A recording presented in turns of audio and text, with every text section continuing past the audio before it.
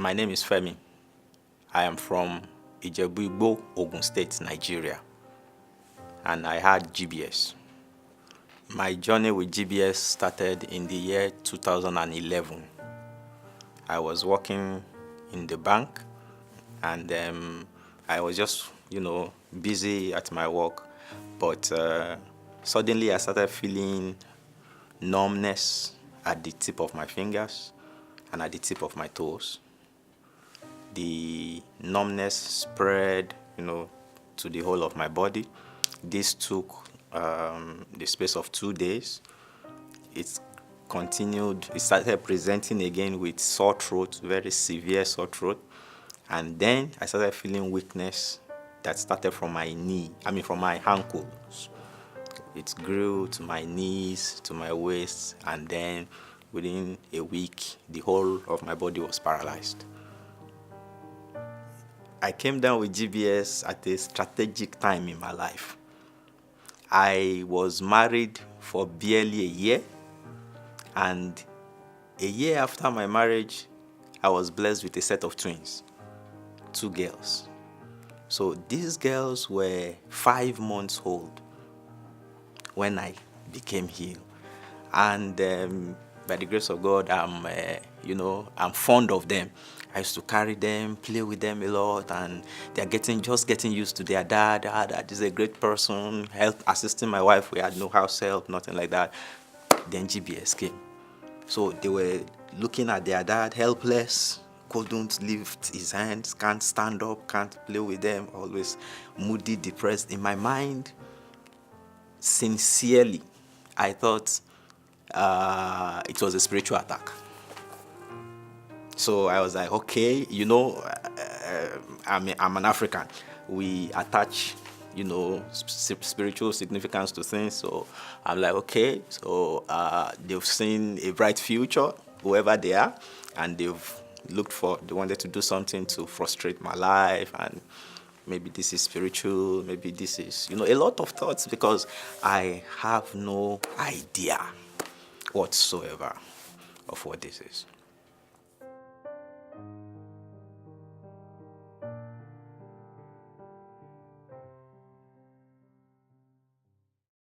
When the numbness started, and then the sore throat too, it was very difficult for me to swallow, to eat anything at all. So we went to a private hospital.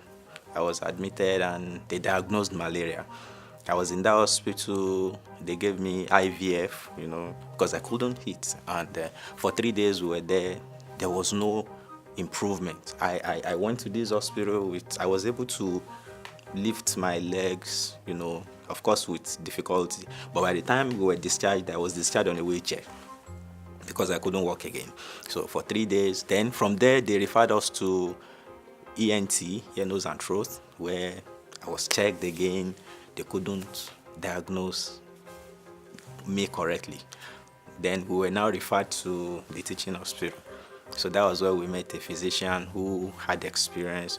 He sounded like someone that knows what he was saying. He did some unique tests. He asked me he measured the strength in my leg, did lumbar puncture for me, checked my protein level and all that. And immediately he told me, this is it, this is the prognosis, this is a very rare disease. He's just one of all the physicians in that medical institution. He was the one that was able to recognize what it is. So when he told me, I believed him, and let's see what will happen.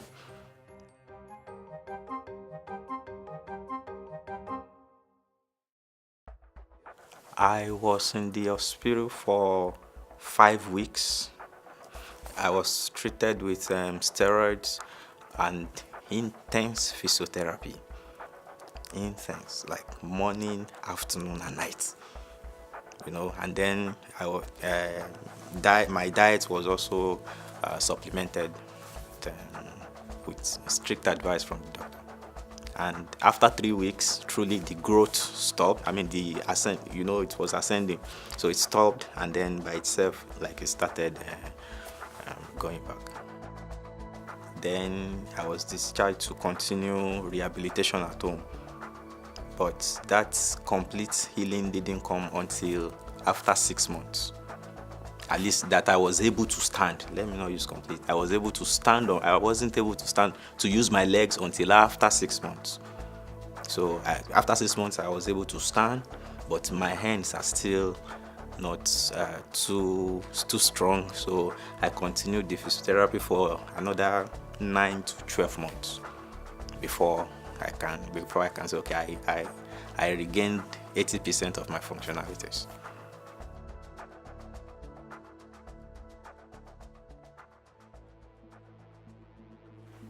After I came down with GBS and I recovered, I lost my job with the bank. And that kick-started 4 years of unemployment. So I was unemployed until 2016 when I got this current job that I'm doing.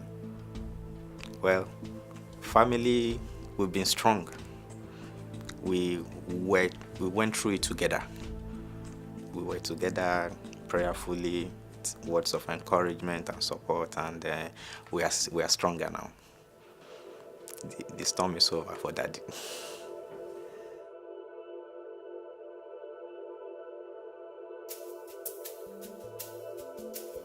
After my recovery, after I was discharged and I got back home, I started reading up on GBS, wanting to know this can't just happen to me. It must have happened to somebody before, even if not a Nigerian. So I started researching online, of course, and I contacted the GBS-CIDP Foundation, told them my story. This is what has happened to me. This is where I am. And I found out, I got to know that they have been researching it for years before now. Of course, I'm sure there is nothing like that in Nigeria. I'm very certain. So immediately they said they've been researching. Okay, very good. I've got people I can relate with. So I was just, reading up. They sent me a lot of materials too, and as I was reading, I was, yes, this happened to me. I had this one. Oh, this is true. They know what they are talking about. So that gave me confidence, and I think after like 6 months or 9 months after that, they offered me the opportunity to be the liaison for Nigeria, and of course, I don't know what that is about, but I gladly, okay, fine. If that is it, I'm ready to take, because personally, considering the effect GBS had on my life, I won't want my enemy to go through it. So it's one of my passion to provide support and help to as many as possible wherever they are. There is an institution that is ready to support, advocate, educate, and is also conducting research in line with GBS-CIDP and other variants. And this is a world of resource that is more than money.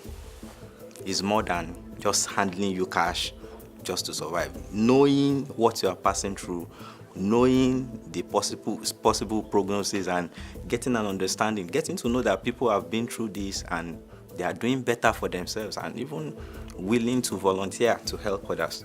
It is noble, and I really, really want to appreciate them and just pray that they will go stronger.